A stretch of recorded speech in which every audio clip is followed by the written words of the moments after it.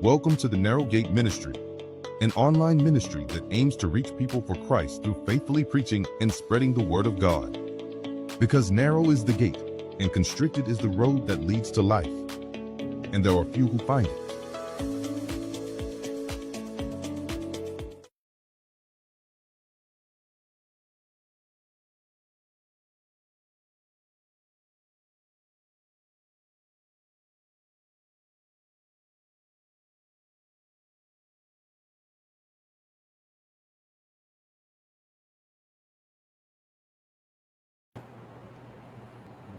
Good evening po sa bawat isa sa mga nanonood ngayong gabi. Nagbabalik po kami dito sa The Narrow Gate Ministry live podcast.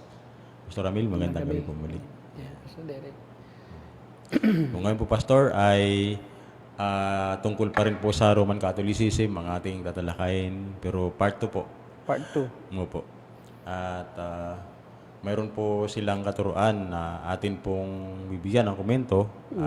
Ito ay tungkol po sa kung sino ba talaga ang nag-compile po ng Bible. Kasi kiniklaim po ng mga nasa RC Sila daw. na sila po ang nag-compile. And another thing po, Pastor,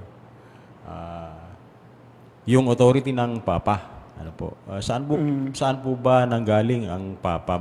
Ba't nagkaroon po ng papacy ang Roman Catholicism? So, yan po ang ating bibigyan po ng exposition. Yan po gabi. Ang sina. Yeah. Yun, so, nung nakaraan po ay, of course, in-expose po natin yung mga maling pagkaunawa o katuruan mismo ni Mr. Curious Catholic. Yun po. At, Sino naman ang ating ipipeature ngayon? actually po, siya pa rin. Siya pa rin. Opo. Baka delirious Catholic na yan. Hindi na curious. Hindi na curious, delirious na. Marami kasi po siyang mga... Dami pala siyang, Opo. yan pala ay kilala na, no? Opo. Kilala po Curious Catholic. yan. Curious po talaga. Ibig sabihin, hindi pa siya Catholic, curious pa. Curious pa lang po. marami videos ngayon. Sana po ay mapanood natin ito lahat. Sige, tingnan natin yung mga... Direct to the point na tayo. Ano yung unang video na kanyang sinasabi dyan? Opo. Panoorin muna po natin. Anong sinasabi niya dyan sa unang video ngayong gabi? Ayan. Siya pa nga, no? Siya rin. Sinasama po at sinasabuhay ng Simbahang Katoliko ang kasulatan into its liturgical practices. Kasama na po ang pagbasa mula sa luma at bagong tipan sa misa at iba pang mga serbisyo sa pagsamba. Ano pong halimbawa? Kagaya ng lectionary, na isang libro po containing selected readings from the Bible na ginagamit po ng simbahang tuwing misa. Na kung saan, isang mahalagang kasangkapan para sa ating Katoliko upang matutunan po at maisabuhay ang mga nasa banal na kasulatan. Isinasama po Sinasama lang po nila yung Biblia. pagbabasa po. Kaya nga sa Katoliko ay mapapansin natin ay hindi po pinagbabasa ng Biblia yung mga membro. Po. Kaya po nananatili na sila'y walang malay o mangmang sa Biblia dahil nga po ay ang original na katuruan ng Roman Catholic Church ay ang pari lamang ang may karapatang mag-interpret ng Biblia. So walang karapatan ang mga laiko o ang mga taga-simba lang o mga miyembro na magbasa at unawain ang Biblia para sa kanilang sarili. Grabe. Dahil isa sa doktrina ng Romano Katoliko ay yung mga pari lamang o yung binigyan lamang ng otoridad at kapamahalaan ng Diyos ang may karapatan na siyang mag-interpret o magpaliwanag ng mga sitas ng Biblia. Kaya nga, dahil doon, wala kang counter measure. Hindi mo malaman, hindi ka makapagkumpara ng turo ng iba sa turo ng Biblia dahil yung mismong turo mo, hindi mo alam kung nasa Biblia. Opo. Diba? So kaya nga, hindi rin naman binabanggit ng mga pari ang Biblia kadalasan sa misa. Opo. At ang kanila lamang sinasabi ay yung kanilang sariling opinion.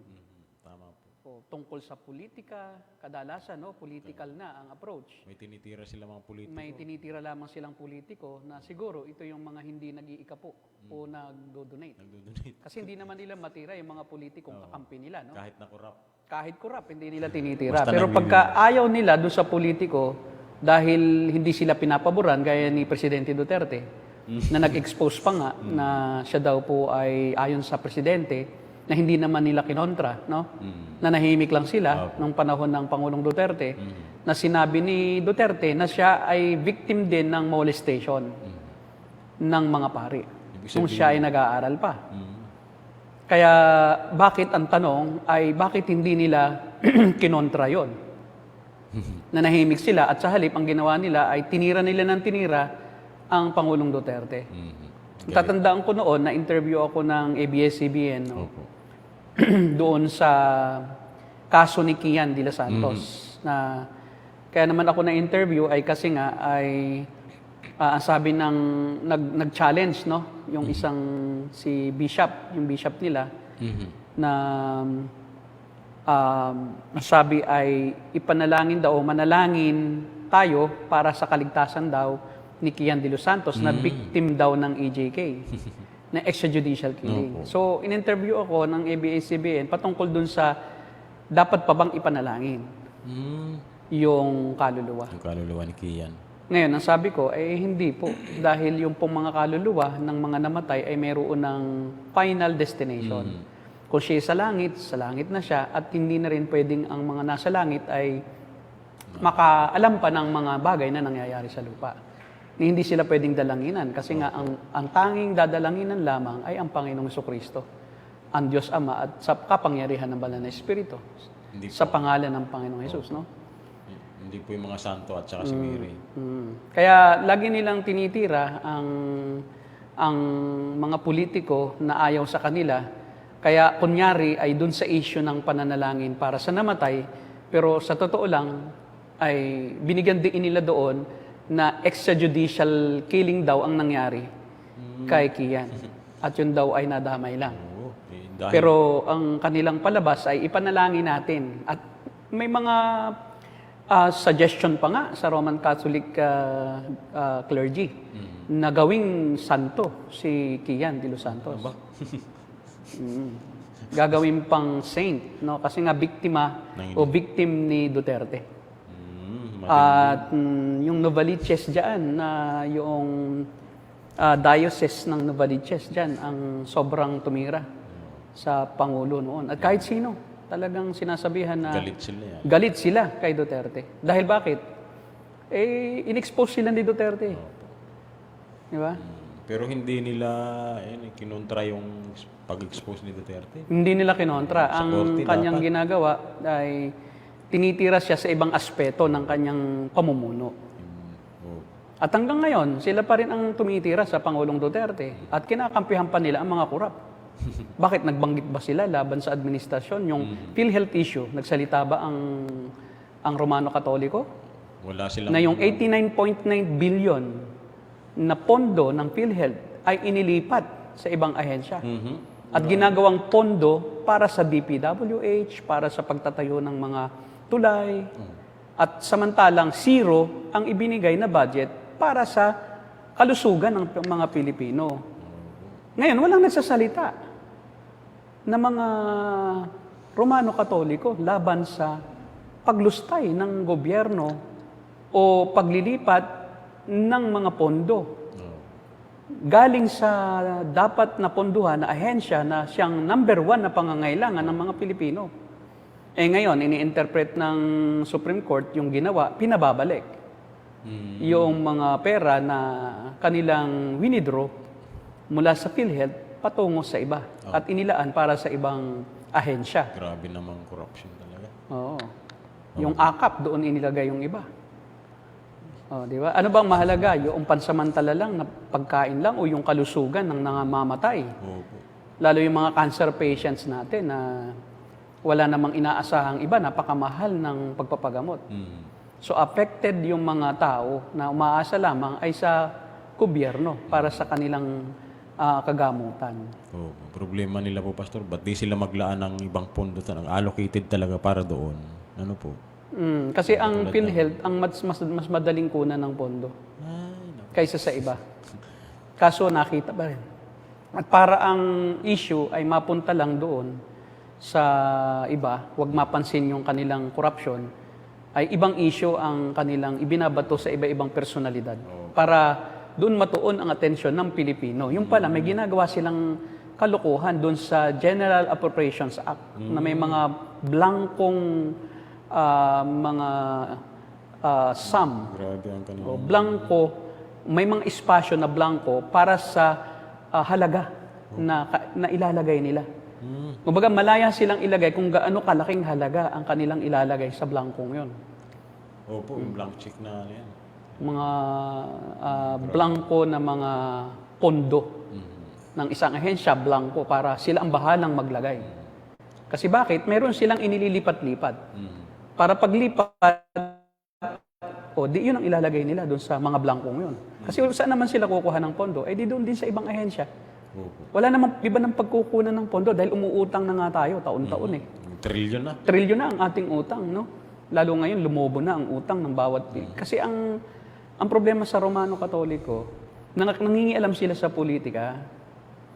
So sinusuportahan nila yung mga politikong sumusuporta sa mga proyekto nila. Opo. Ini-endorse nila yun Ini-endorse nila. sa mga lahat ng Katoliko. Oo. Kita mo, ang sinasabi ng Pangulong Duterte, tinira niya yung UST, Lasal, yung mga universities na pag-aari ng Romano Katoliko.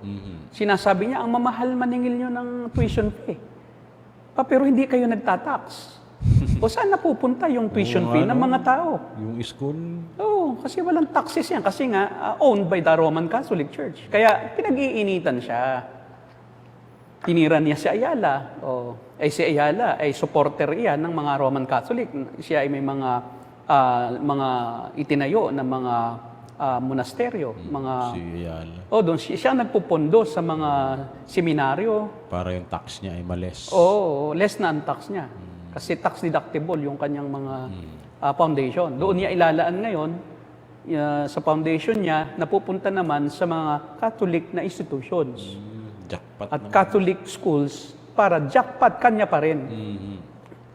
So yung pondo na para sana sa gobyerno, na galing sa tax ng mga oligarch na Roman Catholic, pumupunta ngayon sa bulsa din ulit nung oligarch. Kasi foundation din niya yan eh. Kanya rin pupunta sa kanya ring bulsa kasi ililipat lang niya sa foundation niya. Para yung pera niya na dapat sana itatax, yung bahagi noon ay mapupunta sa foundation as part of his taxes. Pero bilang na iyon as tax. Yan ang ginagawa ng mga oligarch, kaya may kanya-kanya silang foundation. Para doon din nila ilalagay yung pera nila. Sila na ang maglalaan ng kanilang pera sa pundasyon din nila, sa foundation din nila, tapos tax deductible yun. So, Pastor, talagang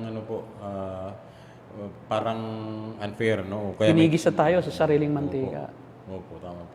Saka may kinikilingan talaga itong mga nasa... Tapos ang maliliit, ang nagpapakahirap, yung mga middle income earners, yun ang nagtatax. Tapos itong mga oligarch, libre. Libre, dahil sa mga foundation. Dahil foundation lang nila yung lalagyan. Tapos yung mga nade-develop nila na mga tao, mapapakinabangan pa nila. Alipin na nila yon kasi sa kanila galing yung edukasyon. Tapos tayo na naghihintay ng tax nila, Grabe. hindi makinabang. Kasi tayo pa rin ang magpopondo sa dadaanan nila.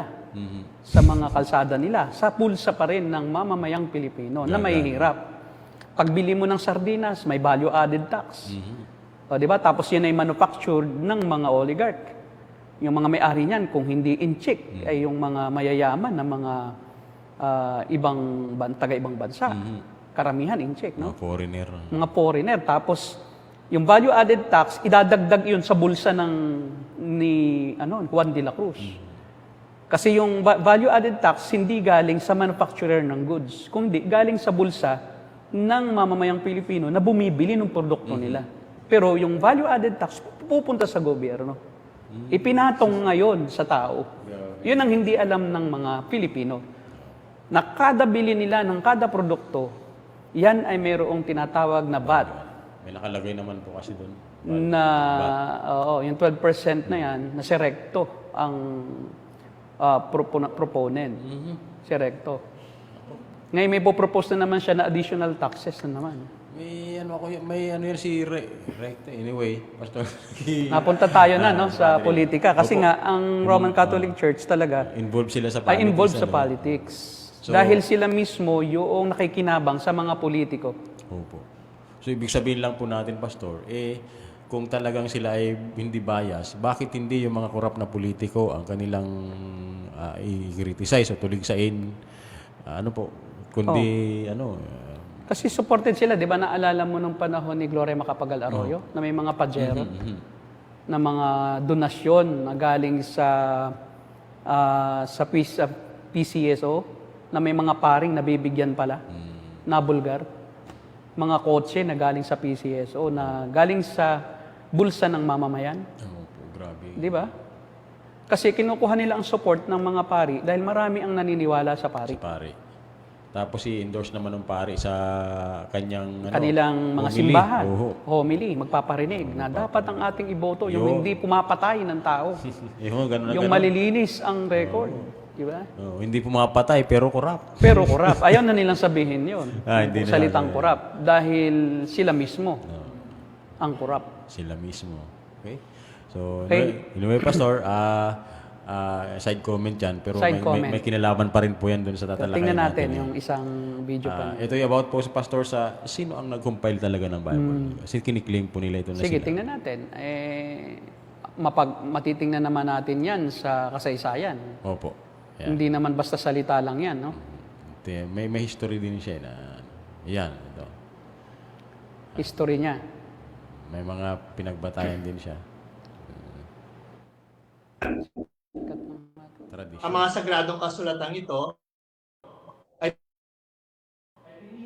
tinipon ng simbahang Katoliko. Well, dahil ang simbahan at sa pag-canonize po ng liham na ito, ay wala pang mga sulpot na sekta na umiiral o mga protestanteng relihiyon. Kaya kung isa ka sa mga mapagsuring tao, maganda siguro na tanongin niyo po ito. Saan at paano kaya sila nagkaroon ng kanilang Biblia?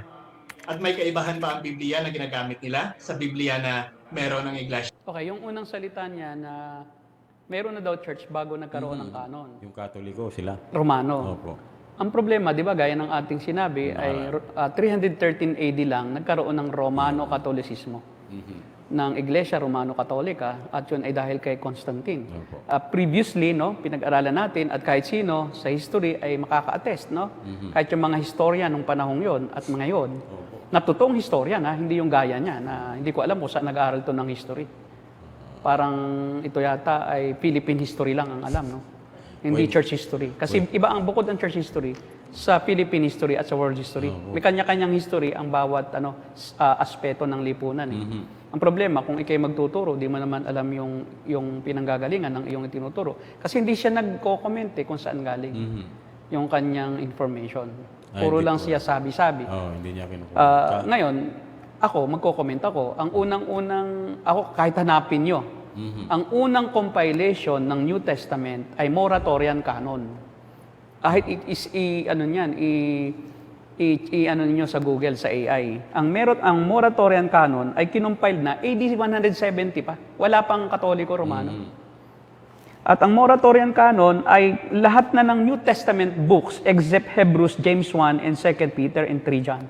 Yun lang, apat na yon ang hindi pa naisali. So, apat lang na mga maliliit na aklat, o yung maiksing aklat, karamihan, no, kasi yung Hebrews medyo mahaba, pero yung James, maiksi lang yan, 1 and 2 Peter, maiksi lang, at saka 3 John. So, ibig sabihin, 1, 2, 3, 4, 5 books lang ng New Testament ang hindi pa naisali sa Moratorian Canon noong AD 170, na-compiled na yan. At sino ang nag-compile? Yung mga Kristiyano na totoo, hindi ang Roman Catholic Church. Dahil ang Roman Catholic Church, 313 AD lang. So, ibig sabihin, 313 minus 70, 170.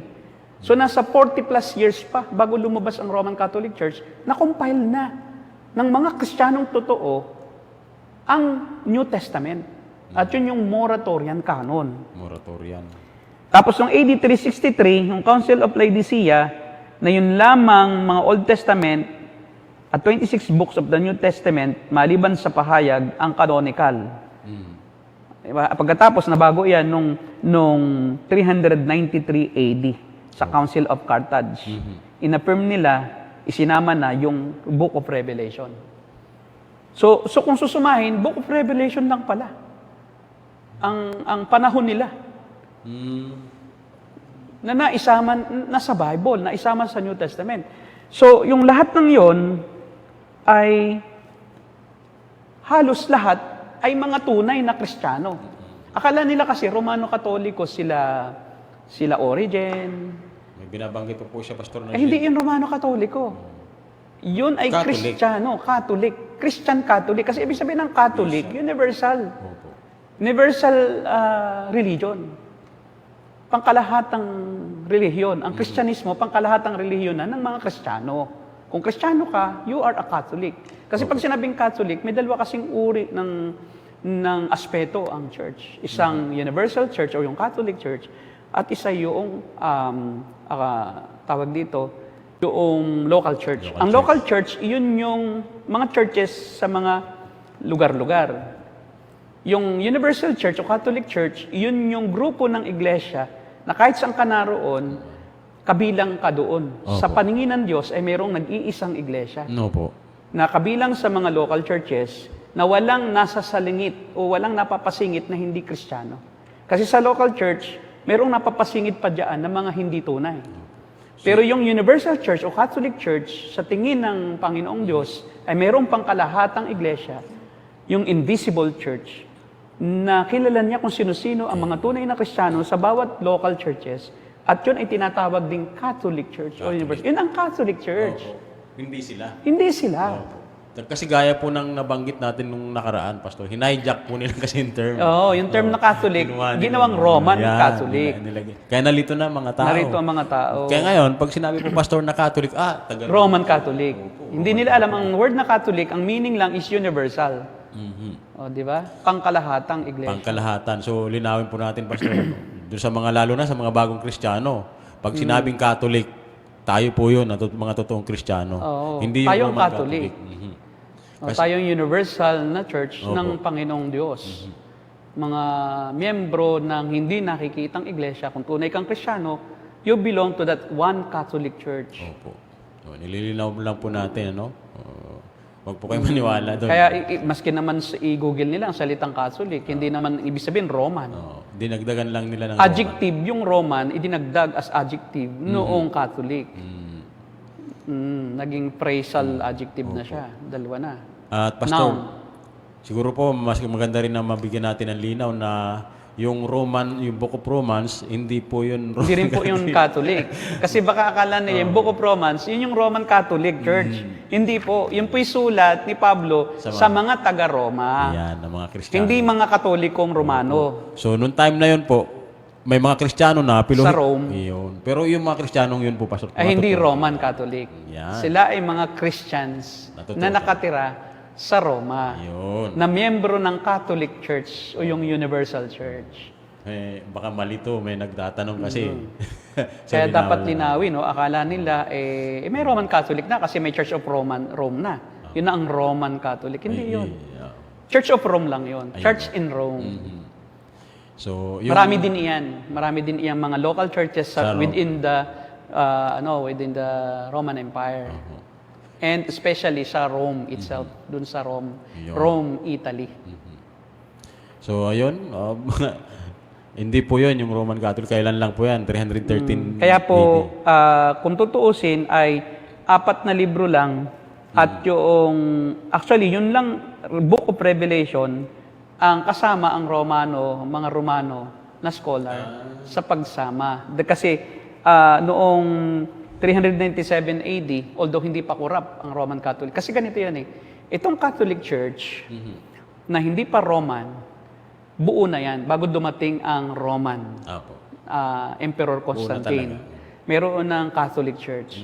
Ngayon, nung dumating ang nang lumabas si Constantine at nanaginip nga, at ginawang nilegitimize ang Christianity, ay ginawa niyang Universal Church of Rome. So ang Roma ngayon, ito na ang magiging relihiyon, itong Christianity. Kaya hinajak yung word na Catholic, Roman Catholic. Pinasok na ng Pinasok na yung salitang Roman doon sa word na Catholic, samantalang tayo ay Christian Catholic lang. Pangkalahatang relihiyong Kristiyano. Kahit saan ka ng bahagi ng mundo, ang nangyari is naging title na yung Roman Catholic. At hindi pa naging corrupt agad kasi nga inabsorb eh. Siyempre, inabsorb ng Roman Catholic. Well, in fact, si Constantine nga nagpatawag ng unang-unang konseho. Hindi pa noon. Oo, yung Nicaea. Na doon nagkabukod-bukod ang mga Council of- Kristiyano sa paniniwala kung ano ang tunay na persona at ni Kristo. Yung kanyang Homoousios.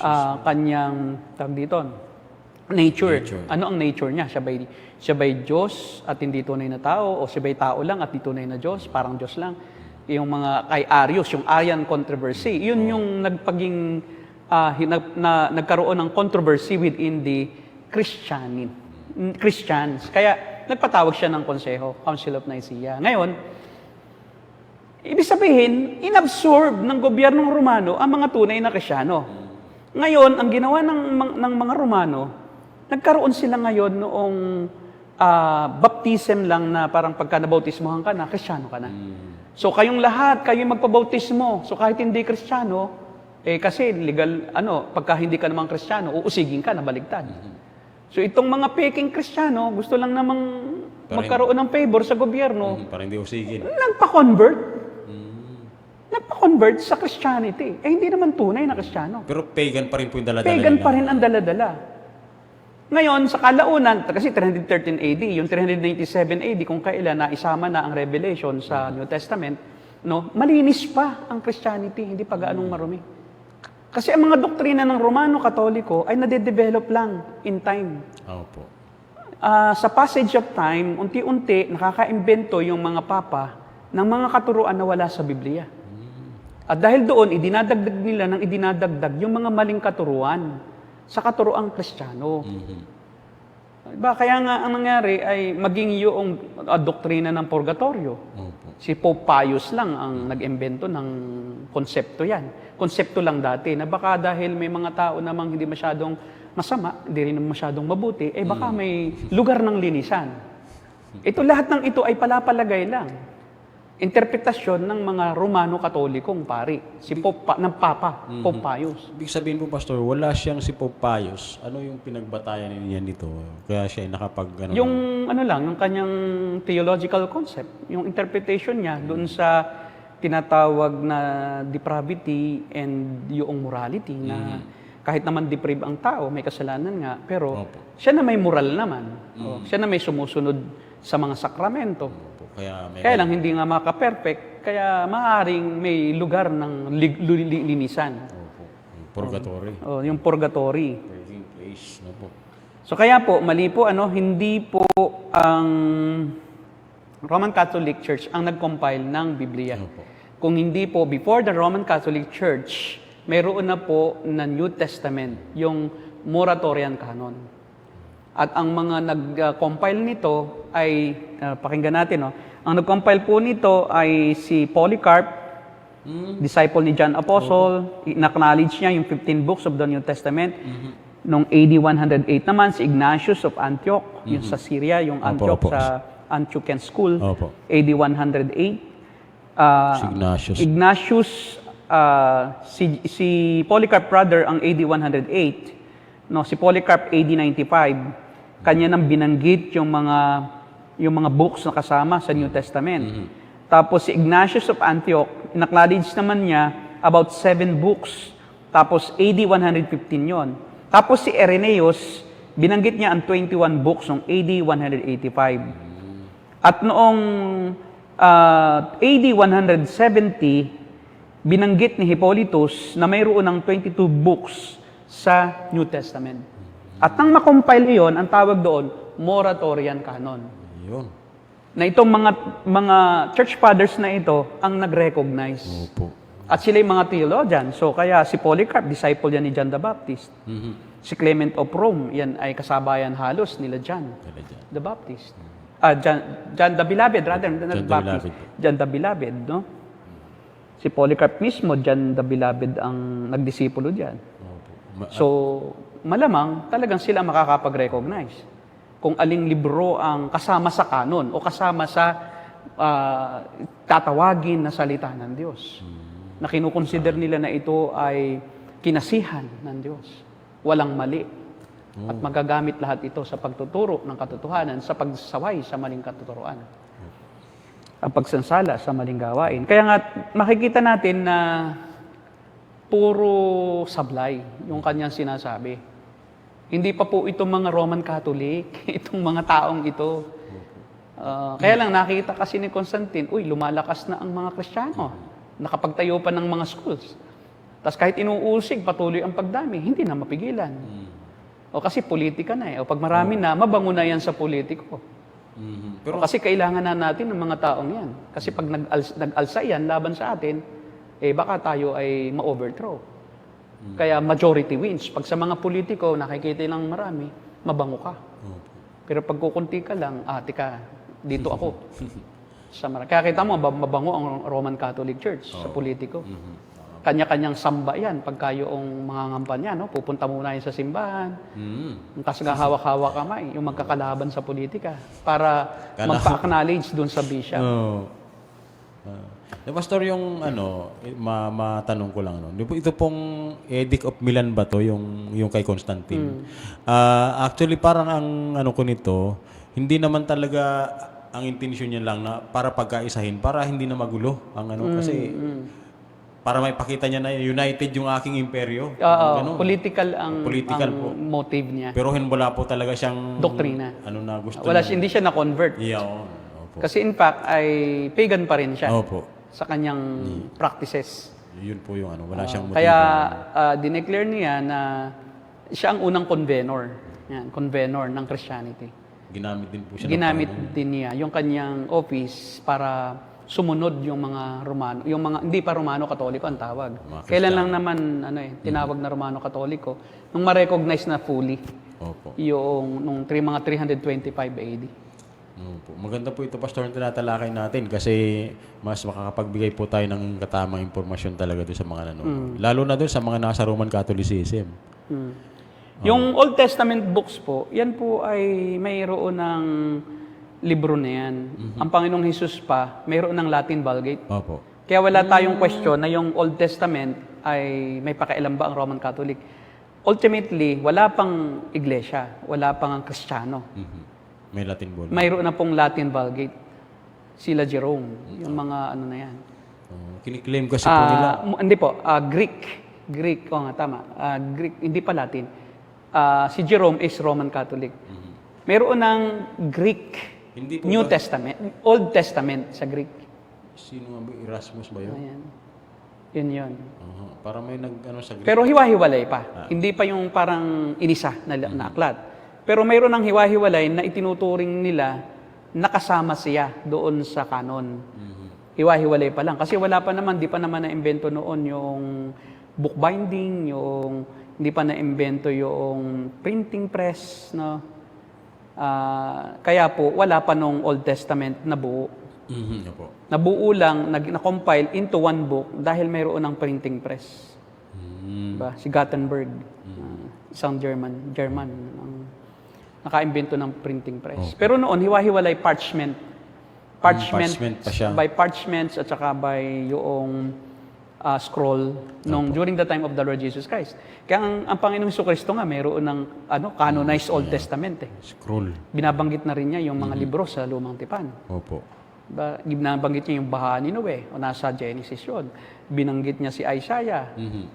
In fact, yung kanya pong binasa sa sinagoga bago siya mag full-time sa ministry. Yung bahagi ng aklat ni Isaiah na nagtungo ako upang palayain ang mahihirap, ang mga bilanggo. Opo. Sabi niya, ngayon, Sa naganap sa Isaiah inyong harapan ngayon. Chapter 61. Ang hulang ito. Ito'y hula patungkol sa akin. Sabay, nilagom niya at yun na, umpisa na siya. Nagpakilala na siya sa publiko bilang Mesiyas o tagapagligtas, hindi lang ng Israel, kundi ng buong sangkatauhan mula sa kanilang kasalanan. May mga tanong po tayo, Pastor. Okay? Kay, Kay Jay. Doon muna sa isa. Jay, kay Kuya Jay ba yan? Kay Jay. Moratorian canon, pwede po more explanation ba? Ano pong Okay, yes. So, Marcionism kasi, tama. Ang problema kasi kay Marcion, hindi niya tinanggap yung canon ng ibang New Testament books. Totoo po. Yun ang ano, nung lumitaw si Marcion, mayroon ng canonize. Kasi si Marcion naman, 2nd century lang yan. AD, no? 200 AD to 300 AD, yan ang 2nd century AD, no? At mayroon ng libro, mayroon ng New Testament, Moratorian Canon, noong AD 170. So therefore, bago lumabas si Marcion, mayroon ng at least 22 books of the New Testament. Kaso, doon sa 22 books na yon, nireject niya yung iba. Opo. Especially yung Hebrews, ayaw nang tanggapin. Nireject din niya ang lahat ng Old Testament. Bakit? Ang sabi ni Marcion, yung Old Testament, kakaiba ang Diyos. Pag binasa mo ang Diyos sa Old Testament, malupit. Sipol. Nagpaparusa. Pinipili lang niya yung pag-ibig lang. Kaya sabi nga ni Marcion, si Yahweh ay hindi tunay na Diyos. Dahil kakaiba siya sa Diyos ni Jesus. Yun siya yung unang nakapag-propose na ang the Yahweh of the Old Testament is not the same with the El Elyon of the New Testament. The Father of the Lord Jesus Christ. So, God the Father and God the Son, they are two different gods. And the God of the Old Testament, kaya tinanggayan niya lahat ng Old Testament. Ni Marcion. Yun ang Marcionism talaga. Kaya kita mo si Ed Lapis, yung Old Testament sa kanya ay lang, mga mythology. Unwittingly po, Pastor, ay ini-espouse ni Lapis ito, yung Marcionism. Yes, talaga. pero si Ed Lapis, meron siyang aklat na binabasa na hindi niya alam, Marcion. Hindi niya alam. Marcionist yung author. Kasi ang problema kay Ed Lapis, he lacks theological depth because he lacks theological education. He did not finish any theological course na formal course, ha? Formal. Yung nag-aral talaga siya sa isang eskwelahan ng theology. Kasi mataas na ang pride niyan eh. Kasi siya naman ay UP na daw. At ang kanya namang course ay di umano, no? Ayon sa mga nagsaliksik sa kanya na ang kanyang pinag-aralan ay anthropology ang kanyang major. Anthropology. So, siyempre, UP naman daw siya. Bakit? May mas tatalino pa ba sa akin? Di ba? Hindi naman sa pag UP ka, ma-pride ka, di ba? Opo. O kaya mayroon akong, kakilala, UP. Marami naman kagaya niya ang course, pero siya ang mayabang. Pero mas magaling kasi sa kanya yung iba kong kilalang ganun din ang trabaho. Pero siyempre, palampasin mo na lang kasi kailangan mo ang serbisyo niya. Ngayon, sa relihiyon, hindi pwedeng basta lang palalampasin mo pag mali. Ibig mong sabihin, kung UP ka na, tama ka na agad. Iba. O ang nabasa mo, si Yahweh ay hindi tunay na Diyos. At si Satanas din daw yung si Yahweh. Dahil nga, nabasa lang niya na nagpaparusa. Di ba? I create evil, sabi doon. Di ba? I create, I give blessing and I also create evil. Darkness and light. So, evil God. Dahil doon, evil God. Ang problema, hindi rin naman nag-aral si Marcion. Dininay din ni Marcion ang pagkatao ni Kristo, yung pagiging tao. So, Jesus is only God, but not human. Siya ay si Marcion of Sinope, at isang early Christian theologian and evangelist. At yan ang isa sa nag-spark ng debate sa unang iglesia. At siya itinuring na ng church councils, formally kinondemn siya as heretical. Formal na dineclare siya ng mga councils ng tunay na church na siya ay mali ang katuruan. Pero dahil nga sa lack of theological knowledge, especially sa church history nitong si Ed Lapis, ay hindi niya yun na-distinguish na yung binabasa pala niya ay mayroong influence ni Marcion. Kaya unknowingly, kaya hindi nga niya alam na siya ay Marcionist. Hindi niya alam. Hindi niya alam. Sabi niya, hindi, pinag-aaralan ko pa nga hanggang ngayon. Biro mo imagine, tagal-tagal mo nang nagpapastor at nagtuturo at mayroon ka pang program sa radio, sa DCAS for for decades na. Tapos sasabihin mong nag-aaral ka pa. Eh, dapat ka muna nagturo. Kasi dapat, bago ka magturo, buo na muna ang theology mo kasi magugulo ka. Tama. Magugulo ka later on. Paano kung nagbago ang theology mo tapos nakapagturo ka na? Ay, di paano mo babalikan yon? Napakahirap. Kaya yan ang problema sa Christianity. Hindi pinahalagahan ang theological education, ang theological trainings. At ang tingin sa mga nag-aral ng theology, sa may mga degree sa theology, kayo ay mga Pharisee. Biruin mo. Bintang agad, Pharisee. Iyan din po, Pastor, ang kaya tayo ay mababa ang tingin sa atin ng mga nasa Roman Catholic eh. Kasi nga, mismong naririnig sa bibig ng mga preacher na nagsasabing sila ay Christians o born again, na ayaw nila sa pag-aaral. Ayaw nila, ang mga apostol nga, hindi naman nag-aaral. Eh. Yun ang ayon sa inyong pananaw. Eh, paano yung turo ng Biblia? Opo. Kaya, di ba, sasabihin ng mga Katoliko, hindi pala nag-aaral. Yung mga, nilalahat na ngayon. Kaya yung mga sulpot daw. Kaya sulpot lang. Akala nila, porke born again, nakagaya ko, hindi nag-aral. Yun lang hindi nyo alam. Di balikan nyo ang pinag-aralan ng tao. Huwag nyo munang iusga na porke born again, hindi nag-aaral. Opo. Walang titulo. Yun ang pagkakamali. Paano kung meron pala, tapos yun ang bumangga sa inyo, wala kayong maisagot. I-search nyo yung background. I-search nyo yung background ng tao bago kayo manghusga na itong taong ito, sumulpot lang ito eh. Ito'y nanaginip lang, tapos naging pastor na. Tapos nagsalita na ng bara-bara-bara-bara-ba. Rabasika, Rabakanda, Shumalanda, pastor na, no, di ba? Oto. Kaya akala, nitong mga grupo ng mga naninira sa Christianity, ang lahat ng mga kabilang sa born again ay mga walang pinag-aralan sa theology. Yun. Kaya ngayon, nakakaawa ang ibang pastor kasi nga, ang turing sa kanila, hindi tunay. Kahit na tunay naman. Kasi hindi naman sa taas ang pinag-aralan din naman ang pagpapastor. Kung hindi, tama lang ang kanyang doktrina. No. Dapat. Alagay tama. Oo, tama. Hindi yung may tama. Opo. Diba, Pastor, siguro ituloy po natin yung video. Panoorin natin. Okay. Ito, comment pa rin niya ito. Tungkol pa rin sa history. Opo.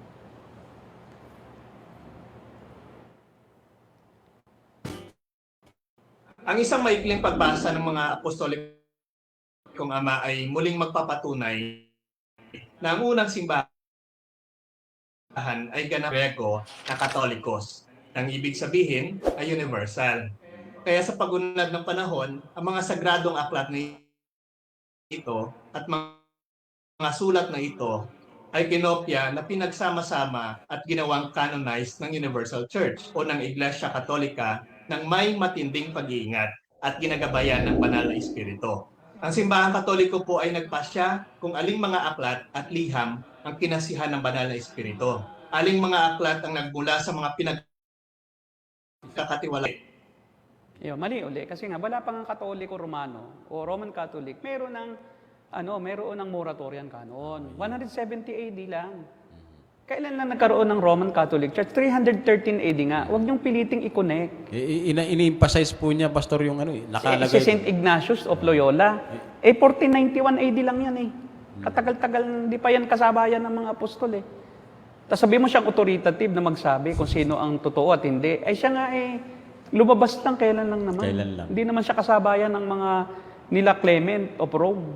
Opo. O si Clement, kahit nakatira sa Rome, hindi siya Roman Catholic. Di ba? Akala niya, porque nakatira ka sa Rome, Roman Catholic ka na.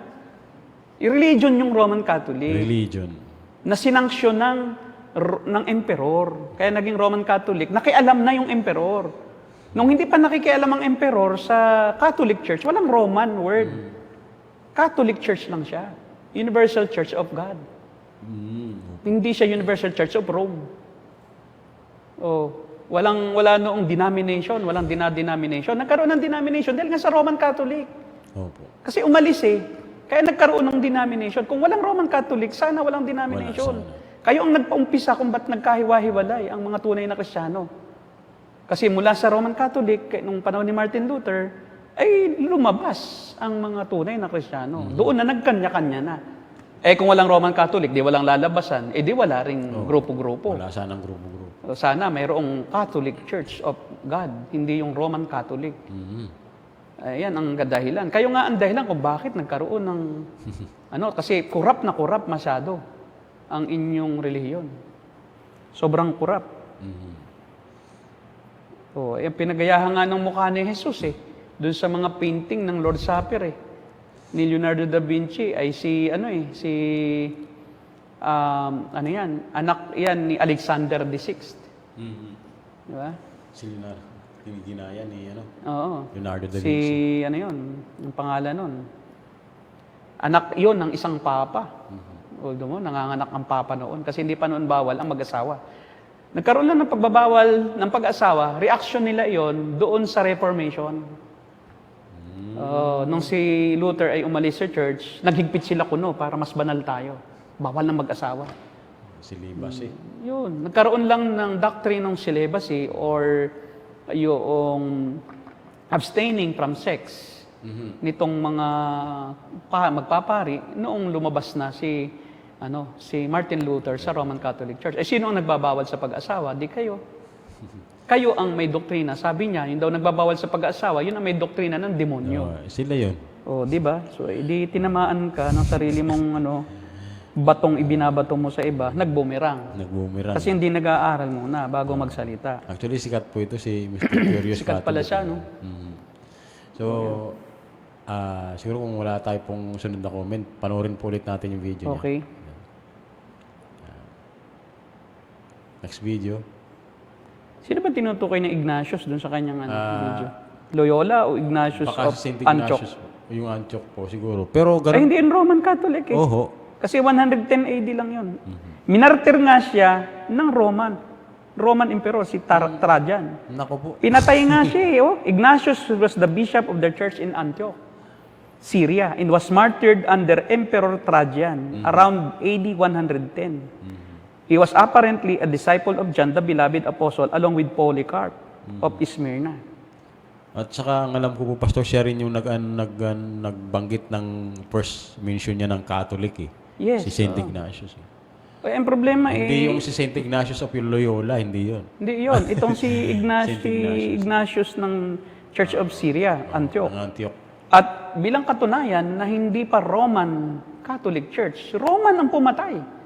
Kung Roman Catholic na yan, di papatayin ng Roman Emperor.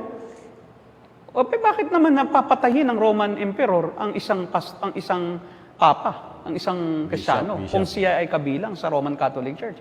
So it's again, kaya history speaks for itself. Opo. History na ang nagsasalita na yung inyong katuruan na ang unang iglesia ay Romano Katoliko ay hindi totoo dahil mga Romano ang pumapatay sa Katoliko. Sa Catholic Church. Yung kaya martir yan under Emperor Trajan, minartir. Emperor Nero, yan ang pumatay kay Apostol Pablo.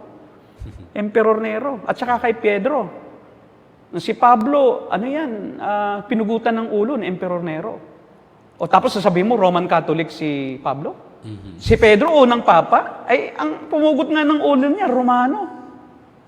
Di ba? Balikan mo ang church history. Saka tradisyon din nila yan sa Roman Catholic Church na si Pedro ay pinugutan ng ulo ni Emperador Nero ng Roma. Paano naging Roman Catholic Pope ito? Pinupugutan ng ulo ng kanyang kakampi. So, walang yung common sense. Hindi mo mapaniwalaan pagka alam mo yung katotohanan, yung history.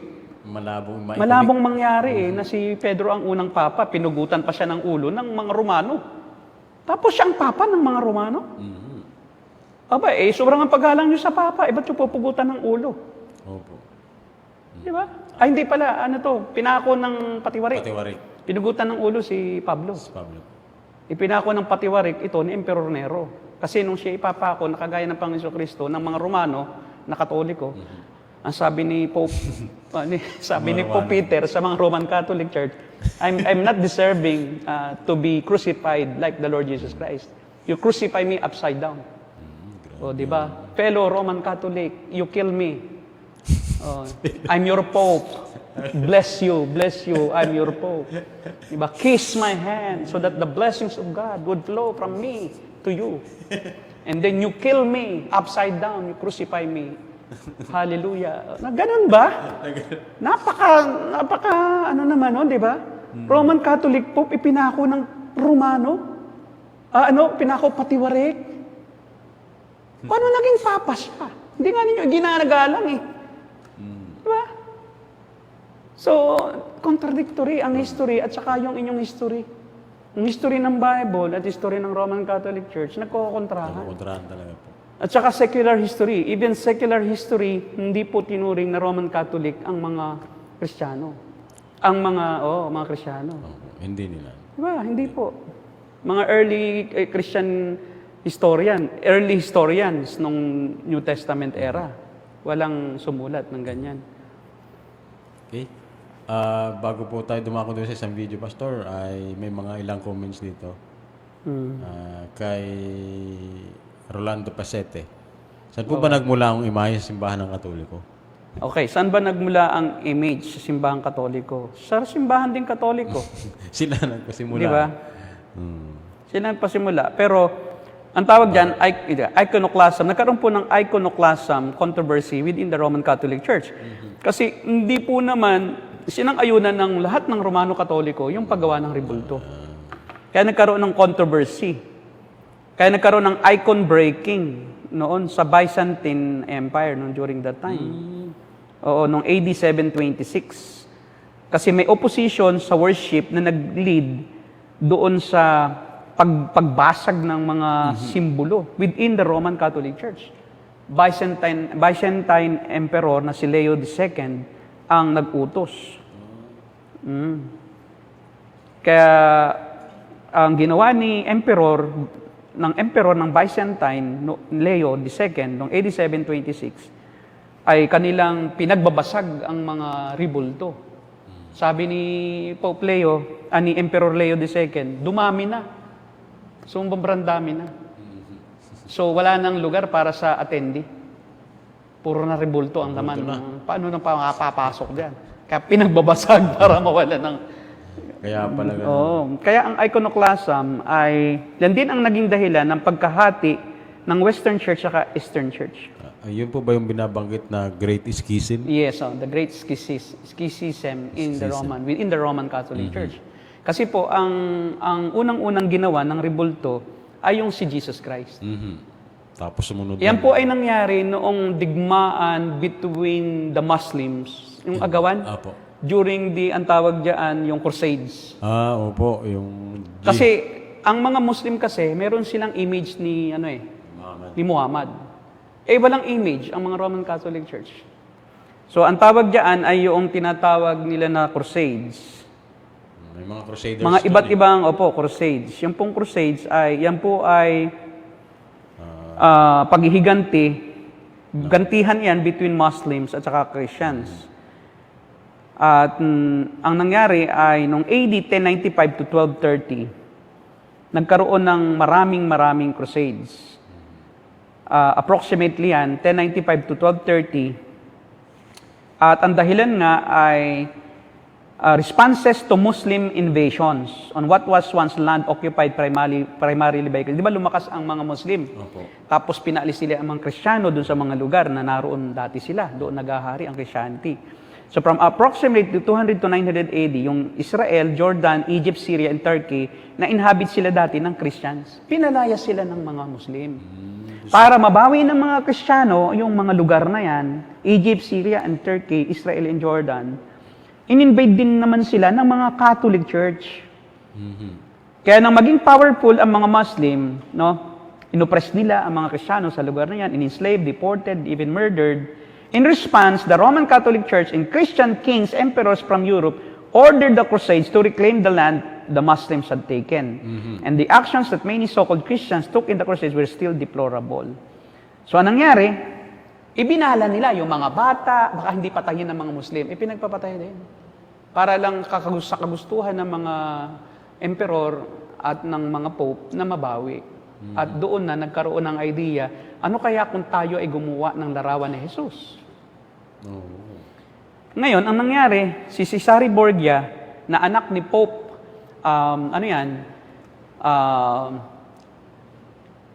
may D6, Alexander D6, kasi marami yan, may 6, 7. Si Alexander D6, maraming asawa yan.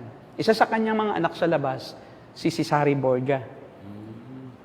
At accordingly, sa history, ay si Cesare Borgia ang pinaggayahan ng mukha ni Jesus, yung unang-una na mukha ni Jesus. Dati walang ribulto. Ang unang naging ribulto, yung pitsura ni Jesus, nagkaroon ng larawan, hanggang si Maria na ang sumunod, hanggang dumami-dumami. At tinutulan na rin ito. Kasi bawal naman talaga. Sa umpisa ng Roman Catholic Church, dahil inabsorb nila ang Christianity, tapos inassimilate nila sa Roman population, naging sanction na ng Rome. Ang Christianity naging Roman Catholic. Ang kaso, habang tumatagal, nagkakaroon nga ng ang tawag diyan, corruption sa teaching at sa finances. Kaya yung mga pope nag-iimbento. Katulad dito, na-imbento ang paglikha ng larawan o ribulto o dibuho noong panahon ng mga crusades.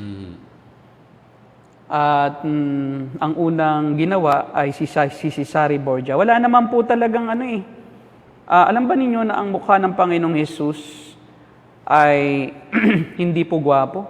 Basahin mo sa Isaiah 53, verse 4 and 5. Isaiah 53. Opo, malinaw naman sinasabi po dito eh. Okay na, Brother RJ? Anong sinabi dyan? Wait lang daw po. Wala pong kagandahan si Jesus na makatawag pansin. Sabi po dyan, Di ba? Talaga pong maling-mali yung mga dibuho na yan. Yan. tunay ngang inalis niya ang ating mga kahinaan. Sa verse 2 and 3, balik Sa mo. verse 2. Yan, verse 2. Kalooban ni Yahweh na matulad sa isang halaman ang kanyang lingkod. Parang ugat na natanim sa tuyong lupa.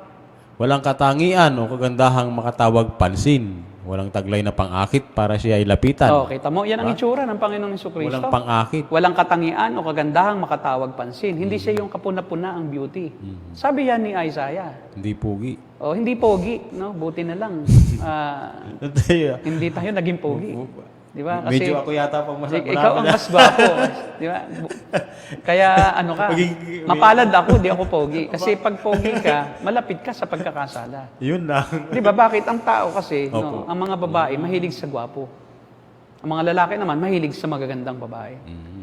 So, anong nangyayari, pagka gwapo o maganda ang nasa harapan ng isang lalaki o babae, hindi na yung itinuturo ang pinakikinggan, kundi na yung nagtuturo na. Nakatinginan sa kanya. Tapos nalalaglag na ang panga. Katititig.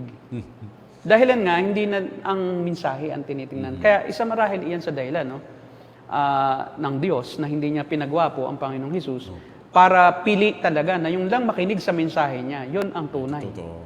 Hindi siya makakaakit ng pansin sa mga dalaga. At sa mga binata din. Hindi siya nakakabading.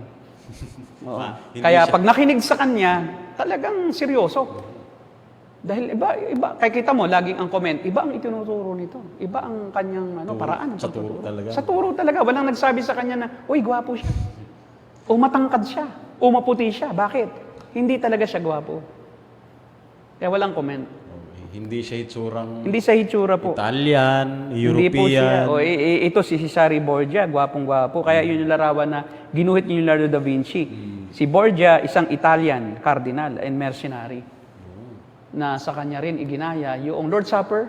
Opo, Tapos yung Lord's Supper na yun, doon na dinibuho ng mga independent na gumagawa ng ribulto, yung mukha ni Jesus. Doon din ibinibase. So pag sinasamba mo yun, di sinamba mo si Cesare Borgia. Di ba? Hindi si Jesus. Pero, Tapos ang dala-dala mo dito sa iyong krus ay hindi si Jesus, kundi si Demas. Si Demas na iwan eh.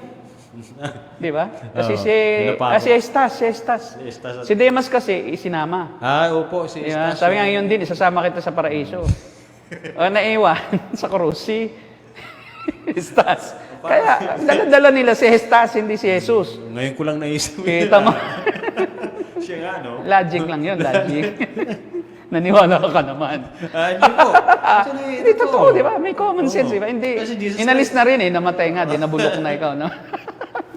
Kasi nga, sa heaven, Yung konsepto lang, no? Totoo. Bakit hanggang ngayon, yun pa rin, nakapako?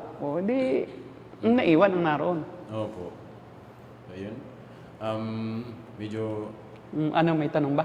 Marami po. Sige, sige. Siguro po, Pastor, kinakailangan po natin mag-part 3 dito.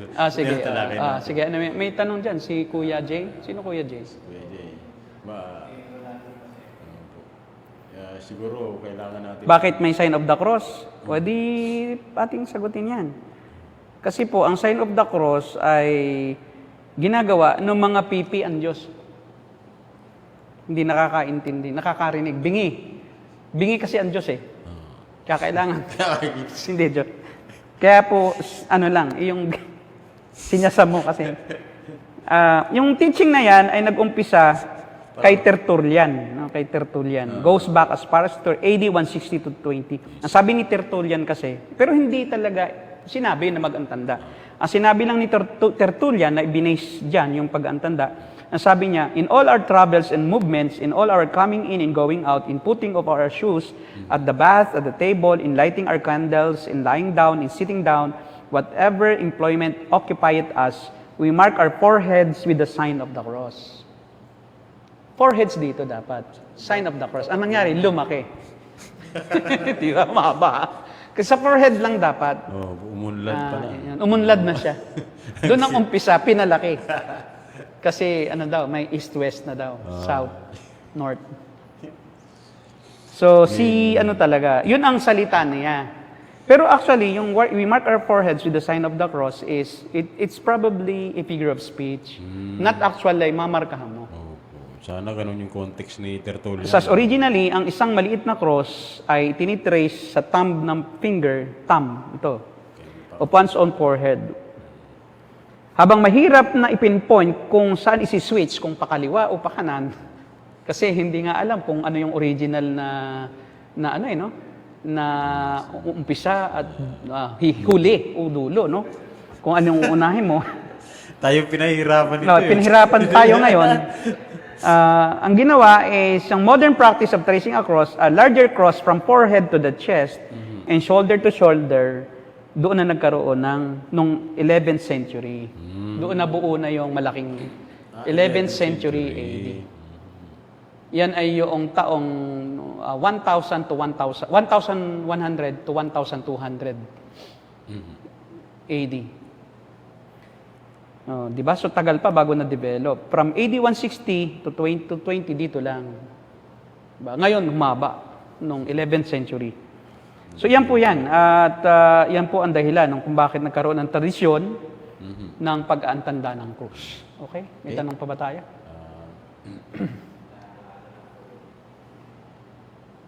Sabi dito ni George Edward Ang. Oo. Kaya daw naging Christian education ang kanyang kinuha. Kaya Christian education kinuha ko, di Pastor Sadi, mahirap maging katisuran dahil sa pagiging pogi. Tama po, yan. Mahirap talaga. Magiging katisuran ka pag pogi ka. Kaya huwag kang magpastor pag pogi ka. Ayun, pwede. Kaya yung mga nag-Christian education, yun yung mga pogi. Yung mga nagpapastor, yun yung mga pangit. Buti na lang, no? Hindi tayo nag-Christian education. Oo. Yun po ang dahilan kung bakit dapat yung mga pogi huwag magpastor. Para huwag maging katitisuran. Naging katitisuran ng kakugi. Kasi pag pogi, lalapitan ka eh. Ano pa po yung video, Pastor? Ano pa ang... papanoorin natin. sige, mayroon pa ba? Meron pa po siya. Marami pa pala, no? Marami po yan. Marami pa yan. Sige. Ayan. Dami na. Ang unang paghahari ni Pope Damasus I, nakuha natin ang kanon ng banal na kasulatan. Tulad ng mayroon tayo ngayon, na 46 na aklat sa Lumang Tipan at 27 na aklat sa Bagong Tipan. Si Pope Damasus I ng Iglesia Katolika ang pumili po ng mga aklat na isasama sa Biblia. Kaya ang mga miyembro ng Simbahang Katoliko taon-taon ay kinokopya at muling ginawa ang Biblia sa paglipas ng mga siglo gamit ang parihong 73 books na ito. Hanggang sa 16th century, sa panahon na lamang ng mga protestanteng reformasyon, na inalis ng mga protestante ang 7 aklat po ng paghahari ni Pope Damasus I, nakuha natin ang kanon ng banal na kasulatan. Tulad ng mayroon tayo ngayon, na 46 na aklat sa Lumang Tipan. Tapos ako. Sila Martin Luther kaya ang sumira dun sa amin. Hindi kasi mayroong isiningit sila na deuterocanonical books. Kaya actually, sila ang nagdagdag sa Old Testament. No, idinagdag nila yung apocryphal books. Kaya ang mga Roman Catholics, kaya hindi ko maintindihan kung bakit 46 lang ang kanilang Old Testament. Kaya samantalang ang kanilang Old Testament is 39 plus 1, 2, 3, 4, 5, 6, 7, 8, 9, 10, 11. So 39 plus 11 sila. So sila ay meron, tama, 46. 39, 40, 40. Kaya dumami sa kanila, dapat 39 books lang. Kaso dinagdagan nga nila, kaya naging 46. Kasi ano ang dinagdag nila? Yung unang Esdras, ikalawang Esdras, Tobit, Judith, Wisdom of Solomon, Ecclesiasticus, Baruch. Kasi Baruch pati, matalino. Si Baruch, asawa ni Segundina. Nadagdag pa. Baruch yun eh. The letter of Jeremiah, prayer of Manasseh, First and Second Maccabees. At iba pa, may mga addition pa sila sa books of Esther and Daniel. Grabe pala. So kaya, ang problema, dumami sila. Kasi itong mga deuterocanonical books, kasi hindi yun originally kasama doon sa Greek Old Testament. Oh. Septuagint ang tawag, Greek Septuagint. Yung Latin Vulgate kasi, si Jerome na yun. Catholic na yan. Yung hindi pa Catholic, wala pang Roman Catholic kasi nga prior to the New Testament pa, meron ng buo na canon. At yun ay binubuo lang ng 27 books. Na ang nag-compile noon ay hindi Kristiyano, kundi mga Jews, mga scribes. Na yung mga scribes na yan ay galing doon sa kay Ezra. Yung tradisyon kung ba't nagkaroon ng scribes. Galing yan sa synagogue. Kasi nung time na ang mga Israelites ay binihag ng iba-ibang bansa. Una muna ay Assyria, tapos Babylonia, tapos Persia. Nung time ng mga Persians, pinabalik ni King Cyrus ang mga Israelites sa Jerusalem, sa Israel. Tapos, si Ezra ang nahirang na manguna doon sa pagtatayo ng templo at pagtatayo ng moog. Ang ginawa ni Ezra, dahil wala pa yung templo, itinatayo pa lang, bumuo siya ng mga sinagoga. Para ma-maintain, habang nandoon sila, mayroong lugar silang sambahan. So dahil nga nagtatrabaho sila at masyadong malayo ang pagitan sa bawat isa, nagtalaga siya ng mga scribes sa bawat synagogue. Yan ay nung time na ng yung first na pagbabalik from diaspora. First homecoming of the Jews during the time of King Cyrus of Persia. Opo. So doon ang galing yung konsepto ng maliliit na templo o synagogue. Synagogue. At tapos nagtatag siya doon ng mga scribes o yung tagapagturo at tagapagsali ng Biblia o taga-kopya ng Biblia. Copy, yes. Doon na lumabas ang mga Pharisees from the synagogues. Na itong mga Pharisees na to'y aral sa sinagoga. Under 2 pairs of rabbi. Yan. May rabbi doon. May tinalaga siya, si Ezra ang nagtalaga ng mga eskriba. Ang mga eskriba ang taga-kopya. Copyists sila ng Old Testament. Wala pang New Testament eh. Kaya mayroon ng Old Testament dahil doon sa mga scribes na yon. Na they are literate of Greek language as well as yung Hebrew language. Kaya yung Hebrew Bible, they were able to translate it into Greek Septuagint. 72 scholars yan. Kaya Septuagint, 70 na scholars. 70 plus, to be exact, 72, ayon sa history, 72 na Scholars. rabbi. Bukod kasi ang rabbi. Ang rabbi, sila ang guro. Ang scribe yun, ang copyist ng Bible. Na tinuturing nilang galing sa Diyos. At ang kanilang pamantayan, kung ano yung kanilang gagawing kabilang doon sa salita ng Diyos, ay kung ang mga author na ito ay talagang direktang nakausap ang Diyos. Kagaya ni Moises. Diba? Na binuo sinulat niya yung 5 aklat ng Pentateuch o yung Genesis, Exodus, Leviticus, Deuteronomy, Numbers. Yan yung sinulat ni Moses. At yan ang una nilang Biblia, Pentateuch. Hanggang sa idinagdag na ng mga scribes na magtagapagturo, yung iba pang mga aklat gaya ng Isaiah, Jeremiah, Mga prophets. mga prophets. Especially yung mga poetical books na kabilang sa canon. Like yung Psalms, saka yung Proverbs, Ecclesiastes, mga ngaral. So kaya, ang nangyari, buo na ang Old Testament. Paglabas ng Panginoon Kristo, meron ng Greek Septuagint na 72 na 69, ano yun? Siya nga, 69 books. Kasama po yung New Testament. Yes. Kasama, hindi, 27. 27. Hindi kasi 66 books eh. Mhm. Hindi, tama, 39. 39 po. 39 nga. 39 books of the Old Testament. Plus 27, 66. 27 kasi, wala pang New Testament kasi na canon. Opo.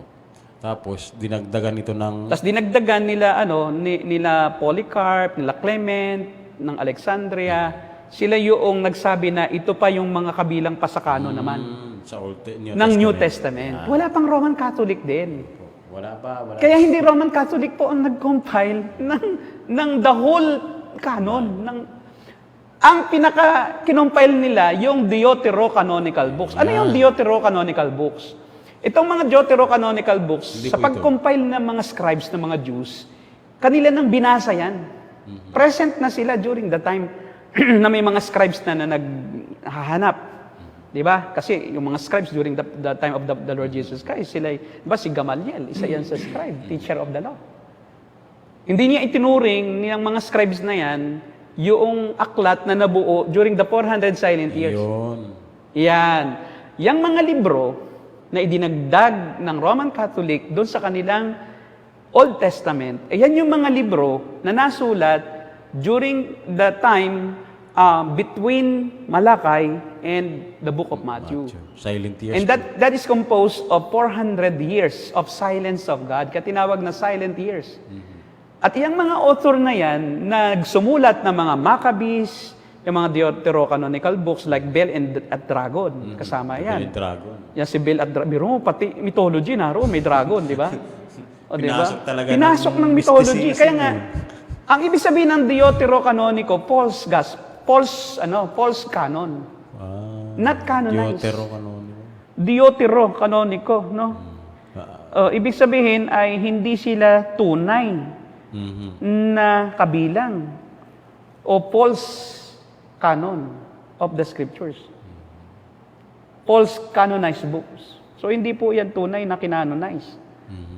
Kaya po yung pinagdebatehan nila at sinabi nila ng mga scribes na hindi kasali iyan. Kaya po doon sa 393, diyan po nagkaroon ng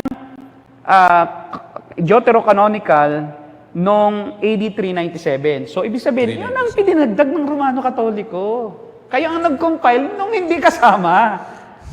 O, di ba? So, 397 AD lang napadagdag eh.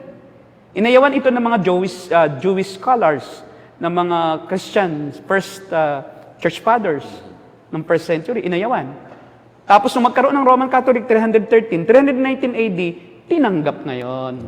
Nakurap na. Bakit hindi tatanggapin? Nag-umpisa na yung doktrina ng purgatorio, konsepto. At yun ay makikita doon sa aklat ni Tobit. Doon sa aklat ni Tobit ay yung mga Israelitang pinagpapatay during the time noong Greek dynasty.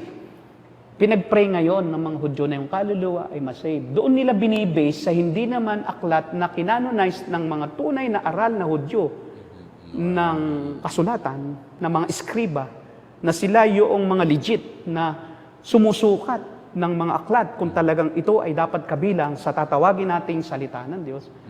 Doon sila ngayon umepal.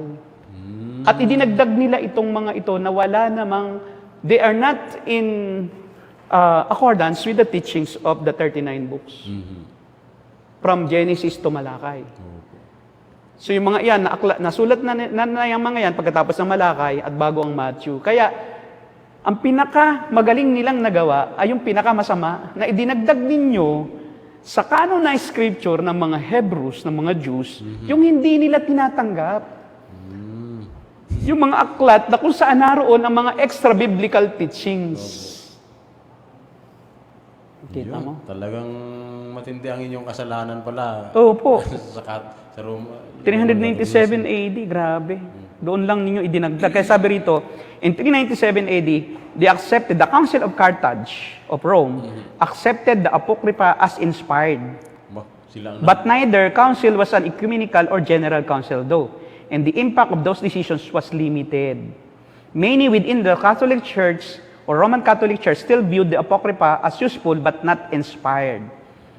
So Catholics officially declared the Apocrypha or Deuterocanonical books to be inspired authoritative scripture at the Council of Trent in the mid-1500s AD. Biruin mo, 1500 lang na-declare talaga. Opo. So unti-unti lang, binago niya ng binago ang Biblia, dinagdagan ng dinagdagan kasi kung ano yung susuporta sa kanilang tradisyon, idadagdag nila yon. Kasi ang naging pamantayan na nila ng katotohanan ay yung oral tradition na lang ng tao. Actually, Pastor, matatalakay yan dito sa mga videos Okay. na susunod pa yun, tungkol sa tradisyon at saka ay sa kanilang mga practices. Sige, ano pa yung sinasabi dyan? Panoorin pa po natin itong kasunod. Grabe pala ang ginagawa nitong mga nasasi. Panlilin lang ito eh.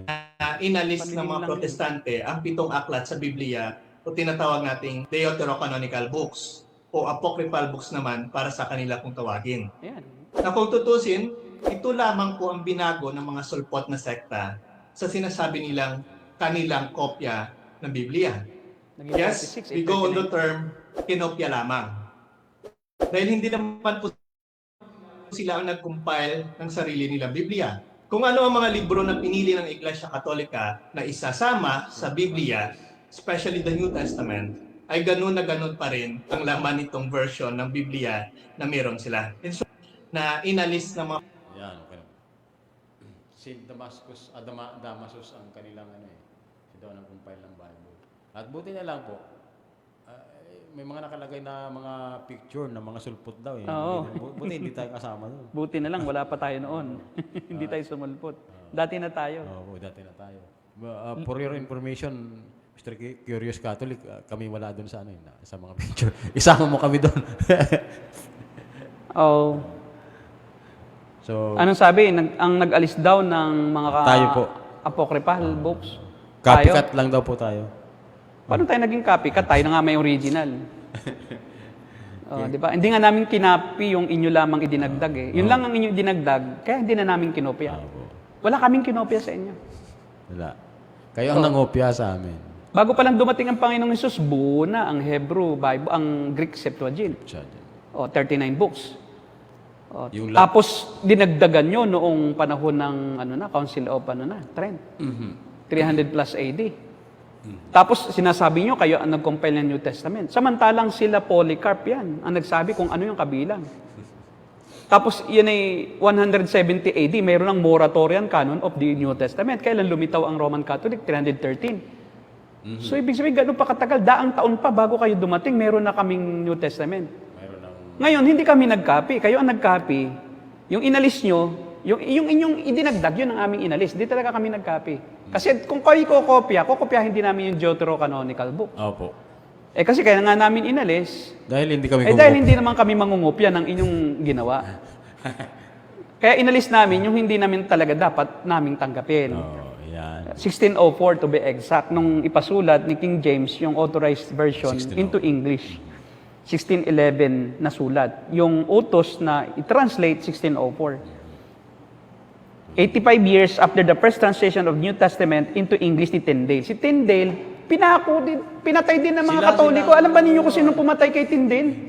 Mga papa. Anong kasalanan ni Tyndale? Isinalin niya ang Biblia into English language. Ang gusto ng mga papa at ng mga Romano Katoliko ay Latin lang para walang makaalam ng kamalian nyo. Tapos yung mga tao, nakikinig, oram, porgam, iskrumtum. Ang mali nitong mga taong Katoliko. Amen, hallelujah.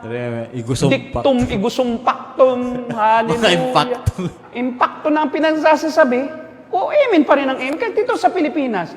Kaya tayo sunod-sunuran sa mga paring Kastila. Latin eh. Anong pagkaintindi ng mga i-convert sila Dato Puti dito sa Tondo. Ang salita Latin is anong mali ni Dato Puti? Nangitim na lang siya, hindi pa rin naintindihan eh. Tapos binyagan yan para maging Katoliko. Kaya si Dato Puti, maniniwala pa rin sa tigbalang, sa duwende, kahit di naman niya alam ang Bible eh. Pero sa Katoliko, walang ganyan. Sa Roma. Kasi ang Kristyanismo dito sa pabalat lang eh, pabalat. Narito pa rin yung mga doktrinang pagano sa Pilipino. Yeah, swerte, malas, di ba? Superstition. Mga espiritista, mga mambabarang, andyan pa rin. O si Maria, kasi kita mo, ang Katolisismo sa Pilipinas ay binalutan ng Kristyanismo ng paganismo. Paganismo, binalutan lang ng terminolohiyang Kristiyano. Halimbawa, St. John the Baptist. Oh. Kasi may mga ang mga paganong Pilipino, ang pinaniwalaan natin si Bathala. Siya yung Supreme God. Pero sa bawat lugar ay may tinatawag tayong anito. Anito, ito yung mga spirit beings na nagbabantay sa bawat lugar. Halimbawa, sa tubig, may anito diyan. Kaya bago ka lulusong sa ilog, tabi po, anito, at tabo po. Yun yung nuno. Tabi po, nuno. Oh, yan yung anito, yung mga nag-iingat, nagbabantay sa bawat lugar. Paglalaot ka, may anito sa dagat. Hindi nila kilala ang pangalan nun. Basta anito siya, mayroong nagbabantay diyang espiritu. So kada lusong mo, luluhod ka, gaganong ka sa araw, patnubayan mo kami, Bathala, kasi Bathala ang Supreme Guard, pero may anito dito na proteksyonan kami ng anito sa dumating ang mga Katoliko. Nakita nila, madaling lukuhin itong mga Pilipino, ignorante. Hindi nila kilala lang ang kanilang anito, palitan natin. So yung kanilang sinasamba sa ilog, sino ba sa Biblia yung nagbautismo? Si John the Baptist. Nag-introduce sila ngayon ng picture noong replika ng yung rebulto ni John the Baptist. Ito yung anito nyo na sinasamba. Di nyo lang kilala dati. Si Juan Bautista. O nga, kita mo, anito pa rin si John the Baptist. Hanggang ngayon. Pinaparada pa rin, dinadasalan. Nagano ng tubig. Oo, kita mo sa San Juan, galit na galit ang mga tao, pero hindi rin naman makagalit kasi sila rin na may Katoliko. Makagalit ka ba? Ay kaparte iyan ng iyong tradisyon bilang Katoliko. Gumising na po. O, di ba, dito sa dagat, may anito rin. Ito si St. Christopher Columbus. Siya yung santo at siya yung anito sa dagat. O, di ba? O, di mananalang kay St. Christopher, patnubayan mo kami St. Christopher. At least may pangalan na yung anito. Pero yung concept pa rin ng animismo, yung pagsamba sa mga espiritu, yung pa rin tayo. Spiritista. Yun pa rin ang Pilipino. Pinangalanan na lang yung mga anito, ginawang Kristiyano. Diba? O, yung mga sabongero, sinong, San Pedro. Diba? Siya ang kanilang anito eh. Yan namang sasabong, kailangan dasalan mo yan kasi mayroong anito dyan sa mga manok. Grabe talaga. Diba? Sa hayupan. O sino ang anito sa yung tagapagpagaling? Si San Isidro. San Isidro. Yung mayroong sugat. Laboratory po yan eh. Yung magsasaka. Si San Isidro. San Isidro. Sa pagkakarpintero yata, si St. Joseph eh. Yes, St. Joseph. Kasi nga siyang anito ninyo sa paggawa ng bahay. Yan, di ba? Yung dinadasalan nyo na mag-ingat sa bahay na itatayo nyo. Kasi dati tagbak eh. Pagka daw magtatayo ka ng bahay, yung tagbak, iyo daw itutusok. Pag yun daw hindi nabuhay, yung anito, hindi ka pinapaboran, doon mo itayo. Yung pala, ano pala yun? San Jose, yung anitong yun. San Jose pala. Kita mo, may kanya-kanya yan na pamahiin, na kanya-kanyang dinadasalan, na pinaniniwalaan sa bawat gawain. O, yun yung mga may sakit. O, si San Roque. San Roque naman. Yan yung may sugat dito. Na yan yung lagi sa bahay namin, naroon. Na mayroong bulsa na nakagano, na nilalagyan ng abuloy. Ninanakaw ko dati yun, nung bata pa ako. Dahil naroon sa amin nakahimpil si San Roque. Ay di ang daming pumupunta, tapos hinihimas yung sugat dito. Di ba? Yung may kurikong, hihimas dito. Dadating yung isa naman, may buni. Halo-halo na roon. Halo-halo na. So, Hawa-hawa na eh. Hawa-hawa na kayo. Kasi mayroon doong gasera na mantika. yung ano ng nyog, yung oil ng nyog na may kandila. Isasaw-saw mo doon yung daliri mo. Tapos, igaganon mo sa may sugat, no ribulto. Tapos, ihaplas mo. Tapos, ihaplas mo sa katawan mo. Kung may buni yun, haplas mo ganon. May dumating na isa na may ano naman. Kurikong. Di, haplas niya. Nagkahalo-halo na. May kurikong na, may buni na. Lahat na. Alipunga, naroon na lahat. Kaya ko ayaw ko doon na humipo eh. Sabi ko nakikita yung kapitbahay ko na may malaking sugat. Ispapahid sa sugat. O di lahat ng virus ng sugat ando. So ginagawa ko lang, pag walang nakatingin, ilola ko wala. Nanakawin ko yung barya doon. Ibibili ko ngayon ng mahahabang mahahaba bata pa ako. Tinapay ba po? Mga 5 years old pa lang ako. Mahabang tinapay na batuta, hindi ko Oo, maubos. yung ano, Nag-aakyat pa ako sa niyog, tinatago ko pa doon sa palapa ng niyog. Kinabukasan, akyatin ko ulit, buhay pa. Kasi ang lalaki noon ng tinapay. So, yun. Utang ko kay San Isidro de Labrador, kay San Roque. Yung pagkaalis ng gutom. Oo. Ay, Pag nagugutom talaga ako, kung ano ko, kukunin ko. Bakit? Wala naman nakatingin. Alam ko namang rebulto lang yun. may magandang dulot pala po ng San okay. Roque. Meron pa rin mga pakinabang. Oo, ginabang. Di ba? So, yun. Naalis ang gutom ko nung aking kabataan. Di ba? Pero malaking question sa akin doon. Sabi ko, bakit nila dinadasalan ito? Ginaganong kahoy lang naman. Tinutok-tok ko pa nga. Minsan yung yung chok. Di ba yung kanilang Maria chok? Chok lang siya eh. Oh, tapos nabasag. Uy, nahiwalay. Tapos sinulat ko, chok lang pala ito. Tapos ginawa ko ng chok sa dingding namin. Yung binabasag ko yung mga ribulto, ginagawa kong chok. Pansulat, pinandodrawing ko. So alam ko na bata pa ako, alam ko na hindi totoo yun eh. May, ako rin po nung bata pa kami, yung kapilya dun sa amin, kasi medyo baryo lang eh. Pagpunta namin, mayroon nakapako yung Kristo nila. Hinampas ko yun, yung naputo yung paa niya, nalaglag. Buti hindi ka sinipa. Oo nga, sabi nung, lagot ka, paparusahan, ganyan. Uwi ako sa bahay. Takot na takot ka naman. takot na takot ako. Kasi panakot nila yan. Hala ka, naroon yung Jesus. Pero magawin yung panakot yung Jesus. Instead na tagapagligtas, naging parang monster. Na, manakot na. Doon si San Roque. Hala ka, kay San Isidro. Ikaw naman, bata ka, takot na takot. Pagdadaan ka, karipas ka ng takbo. Yeah. Kaya nga, maling-mali eh. Maling-mali. Ay, tinuro sa atin, tradisyon lang. Tradisyon lang yan eh. Tama po. So, mapapanood din po natin yung mga videos niya. Mga tradition. Dito naman, parang tinatalakan yung tungkol sa Sige po, ano yung ministeryo. mga tradisyon naman? Sige. Ano na ba? Next video. Ang Biblia po ay isang mahirap unawain na aklat. Kung ang batayan mo lamang ay ang iyong sariling interpretasyon. Kailangan mayroong isang makapangyarihang interpretasyon. Or there should be an authority that will decide the exact interpretation. Dahil kung wala, ang sarili mo lang interpretasyon, ay bubuo lamang ito ng panibagong relihiyon. Kagaya na lang po ng nangyayari Ugat dito questions sa na ginagamit Pilipinas. Amin yan. At ang authority na ito ay walang iba kundi ang church magisterium. Diba, ibaba mo. Ganun. Or ang authority Tignan mo, ibinigay nakita ko ni parang kulay, Pakibalik mo, hindi. Ano yan? Catholic. Catholic. Akala ko, parang God questions. Parang kaparehas eh, may blue. Or ang authority na ibinigay ni Jesus sa kanyang simbahan na itinayo. Nais po ni Jesus na ang kanyang mga tao ay maging isa. Ayun. Magisterium daw po ang nag-interpret. Magisterium, yan ay council ng mga cardinals. Ang problema sa magisterium nila is nagkagulo na. Kasi ang kanilang papa mismo ang nag-utos, nito kailan lang, si Pope Benedict. Pope Benedict. Iniutos niya, Si Pope Francis po ba? nagkaroon ng isang council o mga scholars, group of scholars, na kanyang, sabi niya, pag-aralan ninyo itong doktrina ng limbo, limbus infantium. So, anong nangyari ay natuklasan nila na itong doktrinang ito ay hindi naman pala kabilang sa doktrina ng original ng Iglesia Romano, Katolika.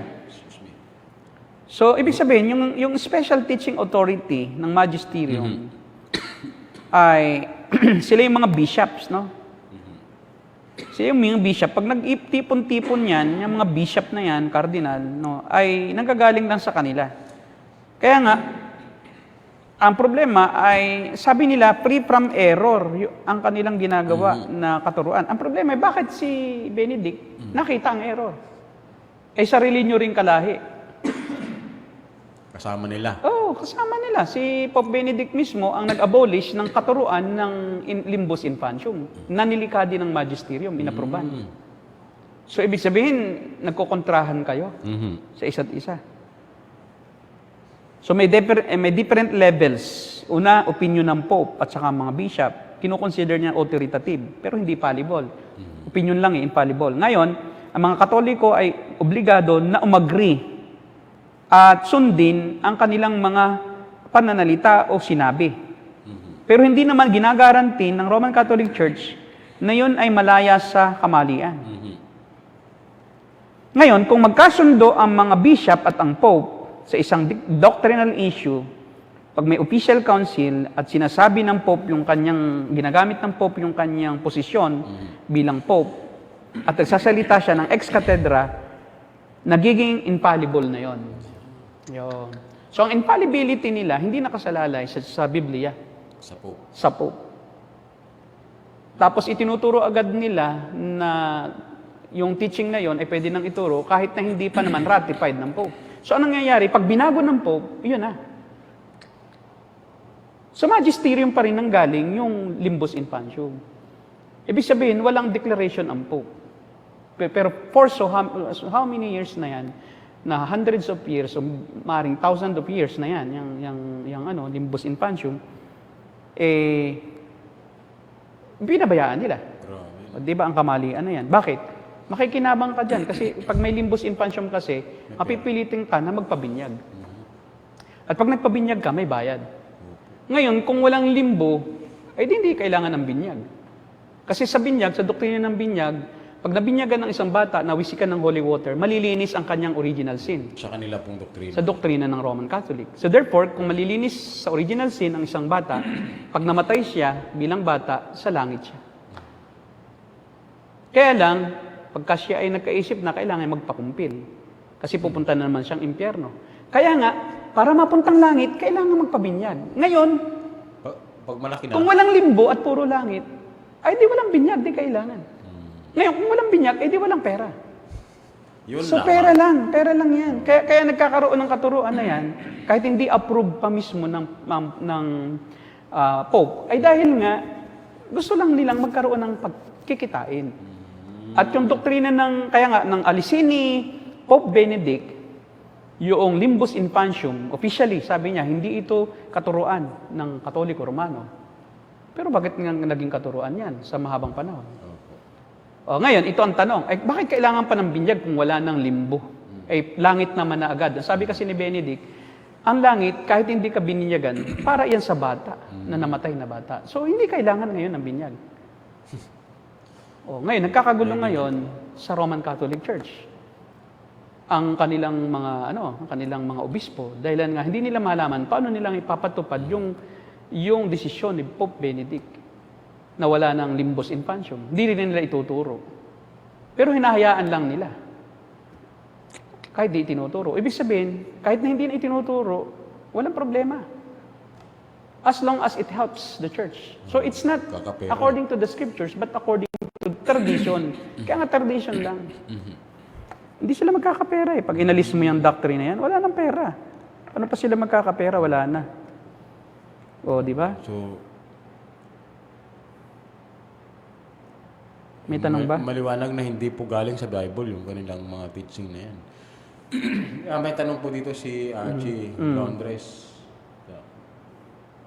Ano po yung limbo na tinatawag? Ang limbo ay ang tinatawag niya sa Roman theology, border between heaven and hell. Nasa pagitan siya ng heaven, ito ang hell. It is a border between heaven and hell. The problem is, you don't know where is that border. That is only a concept, but not a physical state, not an actual place physically, but only in the mind. The mind. So, At kaya sabi nila, doon daw pumupunta yung mga hindi nagkasala ng actual, gaya ng mga bata, pero may kasalanang original. So hindi sila pwedeng dalhin sa purgatorio dahil nga wala naman silang sariling kasalanan. Pero meron din silang minanang kasalanan, kasi sila pwedeng pumuntang langit. Kaya yung limbo, doon sila naglilimburak. Ito ang pinupuntahan ng mga batang namamatay na hindi nabinyagan. Iyon. Hindi nahugasan ang kanilang kasalanang minana sa pamamagitan ng holy water. Paano makakapaghugas yung tubig? Tubig lang iyon na binindisyonan din ng pari na marami pang kasalanan kaysa doon sa bata. Kasi yung pari, meron na actual na kasalanan eh. Yung bata, wala pang actual na kasalanan. Sino ka para magsabi na ligtas ka? Ikaw nga, hindi ka ligtas. oo nga. So bulag ka na nagsasabi sa kapwa, o bingi ka na nagsasabi sa kapwa bingi mo na hindi nakakaunawa na sa langit ka. Pero ikaw sa impyerno. Sa impyerno. So dogma yan. Hindi yan, sabi nila, hindi dinefine as dogma. Na-develop daw yan sa Europe ng Middle Ages. Kasi ito ay leaning kasi, itong website na ito, leaning sa Catholic Church. Saka may dalawang uri ng limbo. Yung limbus patrum, limbo ito, kung saan pumupunta ang mga banal sa Old Testament. Yan.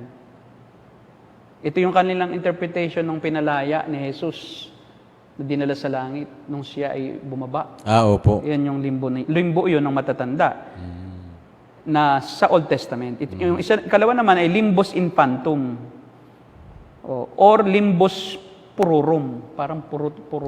No, pururum. Pururut. Ang ibig sabihin ng pururum ay children's limbo. Ano po? Conference? Children's limbo o limbo ng mga bata. It is the abode of those who died without actual sin, but whose original sin has not been washed away by baptism. So, hindi pa rin sa langit. Hindi. Ang mga bata, hindi pumupuntang langit. Pag hindi nabinyagan. Grabe. Pag nabinyagan, pupunta sila ng langit. Wala talaga. Pero, ang mga bata, nagiging, sa kanila, nagiging anghel, kerubin. Yung walang leeg. Ulo lang. Yung ulo lang, tapos mayroon lang, Pakpak. ulap. Tapos may pakpak. Walang ganun sa Biblia. Ang bata, nagiging kasing edad din ng lahat ng matanda rin na binago at ginawang edad na perpekto. Opo. Kung ano yung edad. Walang bata, walang matanda sa langit. Paano yung mga ugod-ugod na? Di mo malagyan ng pakpak. Tama.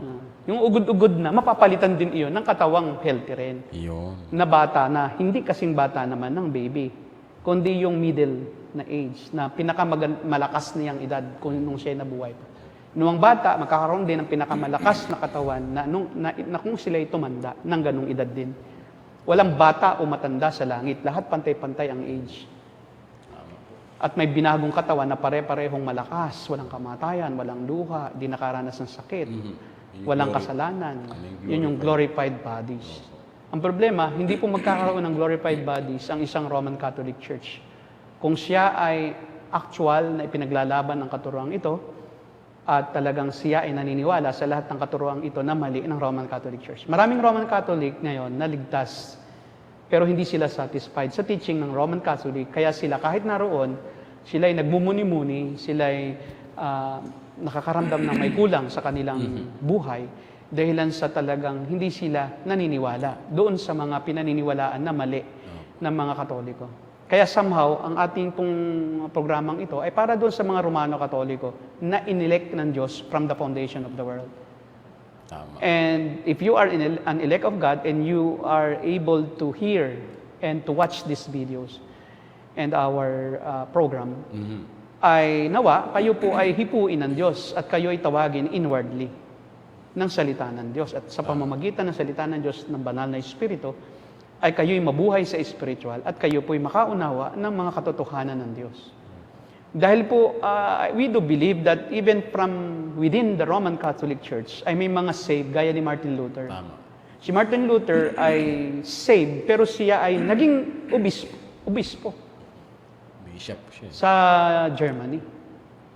At siya yung nagkaroon ng lakas ng loob na labanan ang mga 95 na maling katuruan na kanyang inilista at ipinosted niya doon. Siyang unang nag-post sa wall. Di ba tayo nagpo-post sa wall ng ating Facebook? Siya rin ang unang nag-post sa wall ng Sa wall talaga. Wittenberg, Germany. Tayo Si sa- Moses nga ang unang nag-cloud eh. Nag-download from the cloud. Diba? Downloaded from the cloud yung written o Ten Commandments. Ten Commandments. Kaya lang, na-break, na-virus yung cloud. Yung Ten Commandments. Kaya na-break na-virus. Na-virus. Na-virus. Kaya pinagawa siya ng bago ng Diyos. Oh. Nag-download siya ng sarili niya doon sa bundok na. Inukit niya. Yung bato na susulatan ng panibago. May bago po tayo, Pastor. Okay. Siguro, medyo malapit na Sige, tayo. dapat may part 3 ito, no? Opo, itutuloy po natin. Saka di po natalaka yung yung papas eh. Ito po, may comment si George. Anong comment? Kaya ang mga continental reform, yung infant baptism ay hindi tinatanggap yung pamahiin na ginagawa ng Roman Yes, Catholic. oo. Tama po. Hindi po lahat ng Reformed naniniwala sa infant baptism, kundi yung Presbyterian lang. Presbyterian Reformed. At hindi lahat ng Presbyterian, kahit nasa loob sila ng Presbyterian, ay talagang pinangahawakan ang doktrinang yan. Gaya nga ng sinabi ni John MacArthur kay R.C. Sproul, bago namatay si R.C. Sproul, sabi niya, I believe that if you are not a Presbyterian, you will believe in adult baptism. Hindi na nakaimik si. Hindi na kaya imigin. I believe if you are not a Presbyterian, sabi niya, you will believe in millennial kingdom. Best Hindi friend nakakaimik si Tama kasi eh. Kasi hindi makahirit si R.C. Sproul dahil alam niya na hindi tinatalakay ni R.C. Sproul yun. Iniiwasan nga niya. Kasi nga hindi rin siya talaga doon sobrang bilib sa doktrina na yun. Kaya lang, Presbyterian siya eh. Aalisin siya sa denomination niya pag di siya naniwala. Pero best friend Doon sa adult baptism. Pero best friend pa rin sila. Sila pa rin yung laging magkasama. Actually, May pagkakaiba. parang si J. Mac yata pang nag-ano sa kanyang wake eh. Sa inag... Siya. Ni-request din yun siyempre ni R.C. Sproul. R.C. Sproul. That when he dies, his best friend will officiate his Katawa. wedding with the Lord. Diba? Figuratively. Yung kanya ng pag-uwi sa tahanan. Yung consummation ng marriage. So, siguro... Okay, siguro susunod na meeting may chapter 3 tayo kasi hindi ka talaga kaya ng ilan lang na ano to. Lalo yung issue ng kaligtasan. Yan, tatalakayin. Diba? po natin. Tatalakayin natin yan. Yung justification nila by work of the Lord. Saka sola scriptura, binabanggit. Oo, sola scriptura. Marami pang mga bagay, mga doktrina na dapat nating bigyang pansin at talakayin upang bibigyan linaw ang ating mga nakikinig at nanonood ng mga Romano Katoliko Opo. na secretly nanonood sa atin. Dahil I do believe in election.